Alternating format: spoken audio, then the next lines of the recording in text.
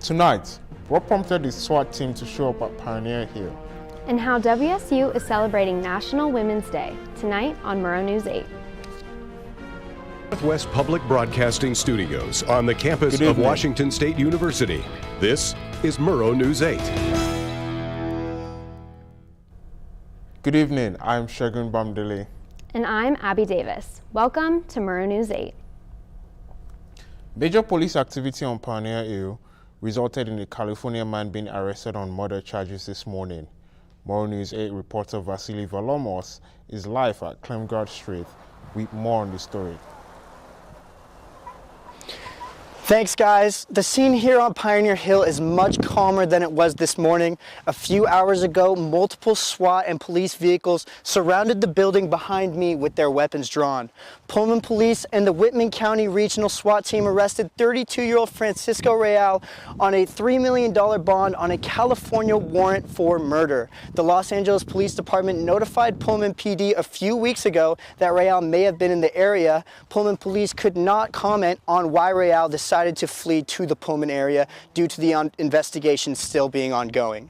Pullman Police Commander Jake Opgenorth said that the operation went smoothly and safely with little to no issue.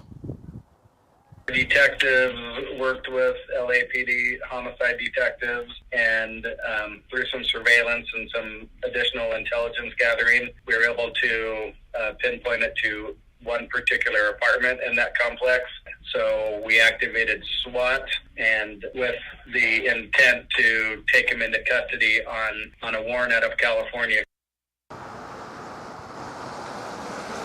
The police presence was massive here. There were multiple different cars seen up and down the hill, and even be able to see down on Bishop Boulevard down below on the hill. Now, as for Real, he is in custody in the Whitman County Jail and will be extradited to California to face murder charges in the oncoming weeks. That's all for me here. Back to you guys at the desk. Thanks, Vasily. Police officers arrested a convicted felon wanted by the Washington Department of Corrections after a high-speed car chase. According to Pullman Radio, 37-year-old Gary Engebretison of Colville is now in custody for felony escape, possessing a stolen vehicle, and felony eluding. The incident began early Saturday morning when a Whitman County Sheriff's deputy tried to stop an out-of-control vehicle south of Colfax. Police say the passenger was taken in for a mental health evaluation. Registration is now open for Pullman Regional Hospital Mental Health Q&A with Dr. Eric Boyona. The event will allow guests to ask mental health related questions and have a casual conversation with Dr. Boyona. The event will take place at the Red Card Pub and Grub in Pullman Wednesday at 5:30 p.m. Appetizers will be provided, and there will be a full selection of beverages. You can also make reservations using the link on the screen. The city of Moscow has contracted precision concrete cutting to remove tripping hazards in the downtown business district. The project began today and is supposed to be completed by the end of the week. Residents in the area are encouraged to keep their doors and windows closed. If you have a car parked near there, you may also want to move it. Beginning today, the Idaho Police will increase its monitoring and education behind the move over law. The code requires drivers to reduce speed and change lanes when a stationary vehicle displaying flashing lights approaches. Crew will be operating on Lewiston Hill and on US 95 between mileposts 305 and 310. 5 public relations students are representing WSU in the 2022 Bateman Case Study Competition to raise awareness for adolescent and young adult lymphoma among WSU students and the community. The competition allows students across the country to apply their public relations knowledge to a real-world scenario. The team is hoping to place in the top 3 of the competition, which would be a first for the university. The Women's Center is hosting a week-long event for International Women's Day from March 8th through 11th, alongside several other campuses organizations. International Women's Day is a global day celebrating the social. So again, that's Tuesday and Wednesday. We're all going to be tabling there. So that's the Women's Center, Office of International Programs, Undocumented Initiatives, Global Learning, Jordan Schnitzer Museum of Art, the Coalition for Women Students, and some more student organizations. And we're just going to be learning about the significance.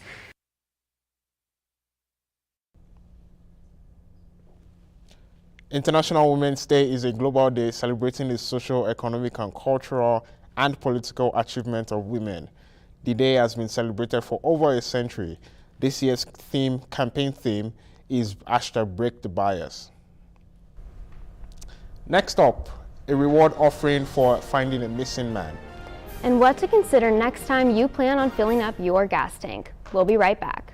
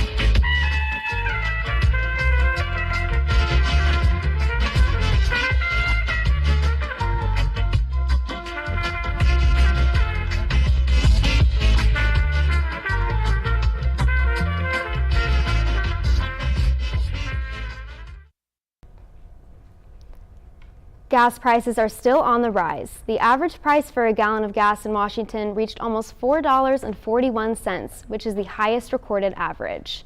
According to Cairo, the national average for a gallon of gas topped $4 for the first time in 14 years on Sunday, and are rising at their fastest rate since 2005. It's still unclear when drivers can expect these high prices to decline. A $5,000 reward is being offered in the case of a Bolivar man who was last seen a month ago. 67-year-old Jeffrey Schroeder was last seen February 9th in the Sanderson Lake area. He was last seen wearing a blue jeans, a long-sleeve green shirt, a blue Levi jacket, and a baseball cap.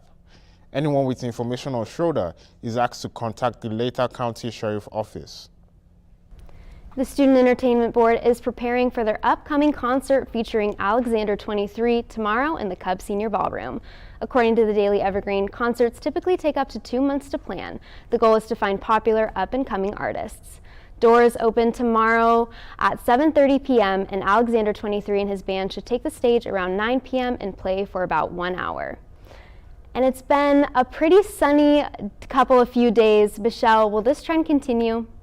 Well, today we are experiencing some beautiful sunshine. We have highs of 48 and a low of 32 today, and the sun rose at 6:17 this morning, and it's setting a little later each day at 5:43. And tomorrow we can expect the temperatures to dip a little bit. We're going to have a high of 42 and a low of 20 degrees, so that means you might not be able to put your snow boots in storage just yet.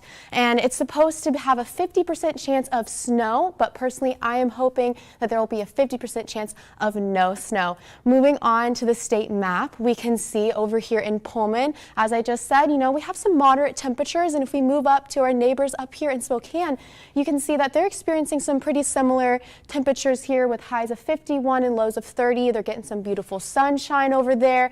Moving on over to the central part of the state, down here in Tri-Cities, you can see that there's a high of 61 and a low of 41. They're experiencing some beautiful sunshine, some higher temperatures, and over here in Yakima, it's pretty similar. They have some high temperatures of 64 and low temperatures of 36. Moving on over to the west side of the state, we can see that we have a high of 53 and a low of 39 in Olympia, so it's pretty moderate temperatures. It's pretty similar over here in Seattle. We have a high of 50 and a low of 41. Moving on to the 5-day forecast, you can see that the temperatures are going to be dipping a little bit the next few days. We might get some snow, but we can look forward to Friday and Saturday as temperatures begin to rise a little bit, and we're going to get some cloud cover here and there, but that's all I have for weather today. Back to you guys at the desk. Thank you, Michelle. Coming up, WSC's opponents for Pac-12 tournament has been revealed. We will tell you who it is when we come back. And which basketball player claimed another award this weekend? Find out who when we return.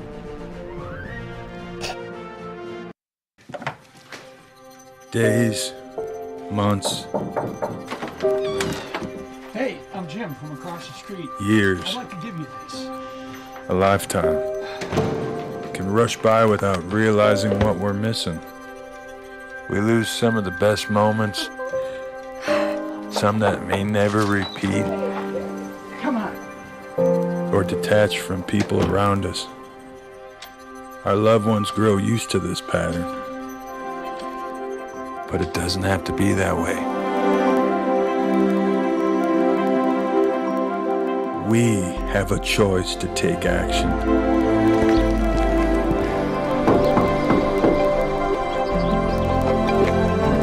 It's never too late to live a full life again. Hear how many of us Vietnam veterans have managed our mental health and reconnected with our families. Visit maketheconnection.net to find out more. Zane Dodge with sports. The WSU men's basketball team ended the regular season Saturday with an emphatic 94-74 win over Oregon to improve to 18-13 on the season and 11-9 in Pac-12 play. In the game, the Cougs hit 16 three-pointers, the last being hit by senior transfer Will Berghardt, the three being his only 3 points of the season. Noah Williams finished with 19 points to lead all Cougs. Sticking with basketball, WSU freshman Mohamed Gay was named as the Pac-12 Freshman of the Week for the 5th time. Gay was critical in the Cougs' 3 wins over Oregon State and Oregon. Gay averaged 10.3 points per game on 67% shooting, while adding 5 rebounds per game, 1 assist, and 1 blocks per game last week. WSU is set for the Cougs. Is set on to Vegas for the Pac-12 tournament. The Cougs will be the 7th seed and will play the 10-seeded Cal Golden Bears. The game will tip off in the first round of action at 6 p.m. on the Pac-12 network. Winner will play the UCLA Bruins on Thursday at the same time on the Pac-12 network. The Bruins are the 2 seed. WSU swept Cal in Pac-12 play.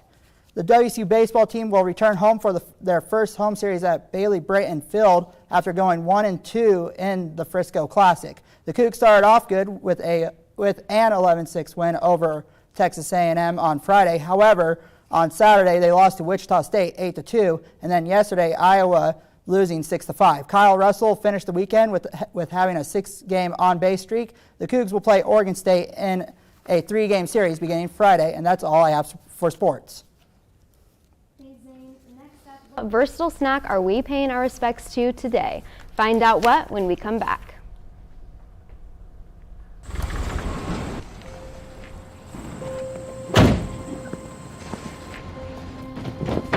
Dad, they took over my bedroom. Come on, come on. Okay, Dad. 1, 2, 3. Dad!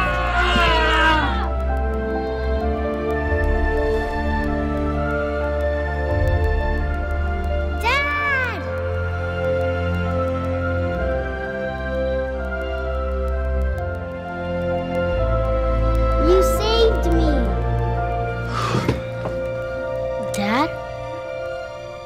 Are you okay?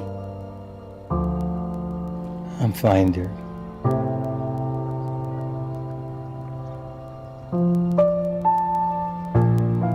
Your hero needs you now, and AARP is here to help. Find the care guides you need at aarp.org/caregiving. It's National Cereal Day. Abby, tell me, what is your favorite cereal? You know, this is kind of a funny national day to me, but I would say if we're going for like a sugar cereal category, mine would be Cinnamon Toast Crunch. I don't know. How about you, Shagun? I like Apple Jacks. I also like Cocoa Pops. I think Cocoa Pops gives you that artificial milk after. And talking about milk, do you go in milk first or cereal first? Oh, definitely cereal first. And you still have time to get a big bowl of cereal tonight. That's it for today. Join us tomorrow.